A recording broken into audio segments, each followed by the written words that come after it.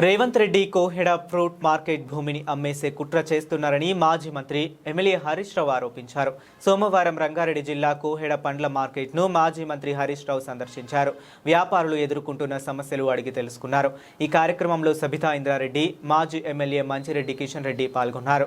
ఈ సందర్భంగా హరీష్ రావు మాట్లాడుతూ 15 కోట్లకు ఒక ఎకరం అంటే 200 ఎకరాలకు 3,000 కోట్ల రూపాయల విలువైన భూమిని దళారులకు కట్టబెడుతున్నారని అన్నారు.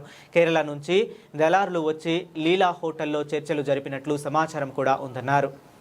ఈ భూమిని మింగే కుట్ర చేస్తా ఉన్నారు. ఈ భూమిని మాయ చేసే ప్రయత్నం చేస్తా ఉన్నారు. ఈ 200 ఎకరాలంటే ఇందాక సబితక్క అన్నారు, కిషన్ అన్న అంటున్నాడు, ఈడ 15 కోట్లకు ఎకరం ఉంటుంది సార్ అంటున్నారు. అంటే ఈ 200 ఎకరాలంటే 3,000 కోట్ల విలువ కలిగిన భూమి.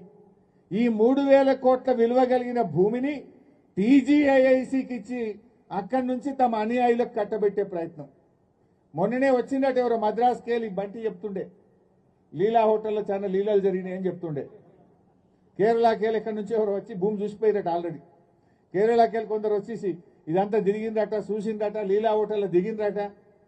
కొంతమంది మనోళ్ళు పోయి మాట్లాడిందట. సో అయితే మనోళ్ళంటే మన పార్టీ వాళ్ళు కాదు, ఇక్కడ ఉండే ఎమ్మెల్యే గారు, ఇక్కడ ఉండేటువంటి నాయకులు, కాంగ్రెస్ నాయకులు పోయి వాళ్ళతో మాటలు ముచ్చట్లయినాయట. నేను అంటున్నా, రేవంత్ రెడ్డి గారు ఈ మార్కెట్ కడితే ఇక్కడ దాదాపు రోజు 25-30 వేల మంది రైతులు వస్తారు కదా. రోజు 25,000-30 వేల మంది రైతుల భవిష్యత్తు ముఖ్యమా? నువ్వు ఈ భూమిని 4 కంపెనీలకో 4 దళారులకో అడ్డదారిన కట్టబెట్టడం ముఖ్యమా? ఏది ముఖ్యము? ఒక ముఖ్యమంత్రి దళారుల కోసమో వ్యాపారుల కోసం పనిచేస్తాడా?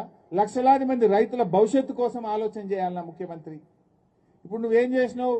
ఈ భూమి టీజీఐసికి ఇస్తా, ఆన్నెన్నో గుట్టల పొన్న దిల్ భూములు ఉన్నాయి, ఆడ మీకు ఇస్తా అని అంటుండట.